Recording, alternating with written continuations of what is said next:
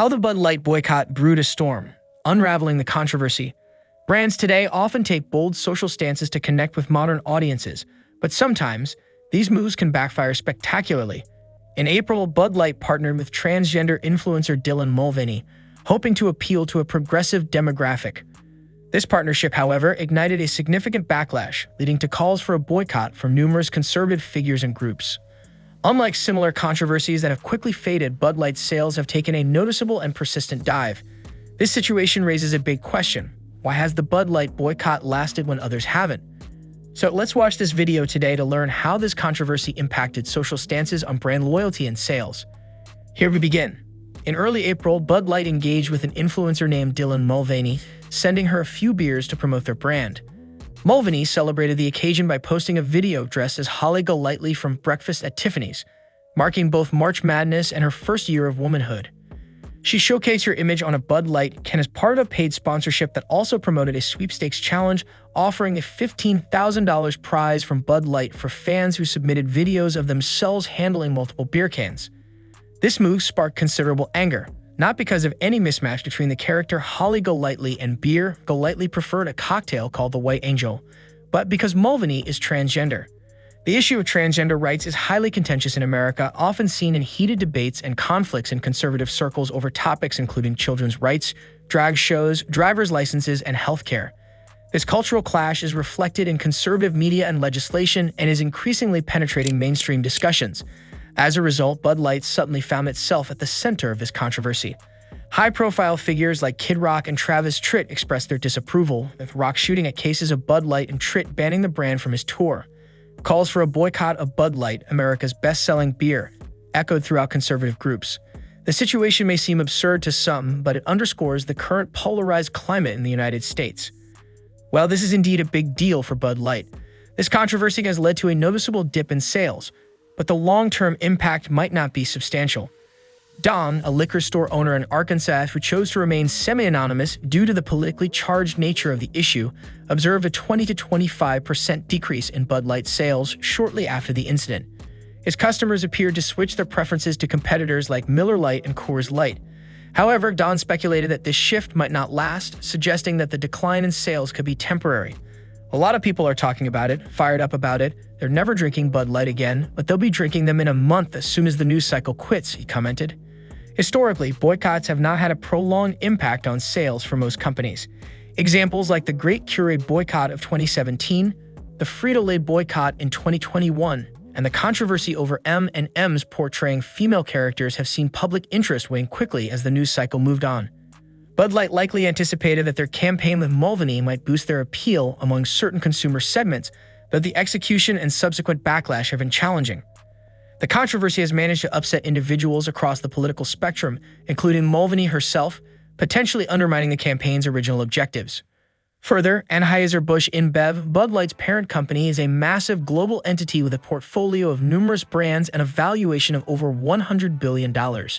Despite the backlash Bud Light has faced, the company's stock price has only dipped slightly since the controversy began and remains stable compared to the beginning of the year, even showing improvement from last fall. However, the situation has escalated with serious security concerns. On April 13, Vox reported receiving emails which were also sent to Anheuser-Busch, claiming that bombs had been placed at various company locations. An Anheuser spokesperson stated, "The safety of our employees is always our top priority. We're working with local law enforcement to ensure our people's and our facilities' security." Despite these challenges, experts like Dave Infante, a beer columnist for VinePair and publisher of the drinks newsletter Fingers, believe that the breadth and global reach of Anheuser-Busch InBev make it resilient against such controversies. Infante noted that a successful, sustained boycott would require a level of coordination and discipline that is typically not demonstrated by right-wing groups in the U.S. They're just far more diversified and globalized than this market and this one brand, he explained. Infante suggested that any decision by the company to retract its support for transgender rights would likely stem from a loss of nerve rather than a significant financial impact, indicating there will be some wobbles here and there, but in terms of the company's overall orientation and what it's driving at, if they walk this back, it's because they lost nerve, not because they lost sales. What has happened since? In May, following a similar controversy as Bud Light, Target faced opposition due to its support of the LGBTQ communities. The retail giant, which has supported Pride Month with special displays and merchandise for over a decade, responded to the backlash by relocating its Pride displays in some stores. This move reflects companies' challenges when balancing corporate social responsibility with customer reactions. In another related incident, country music star Garth Brooks found himself in hot water in June after announcing that his new bar in Nashville would serve a variety of beers, including Bud Light. His comment that those who were upset could visit other bars stirred controversy, which he later acknowledged caused a little bit of a stir.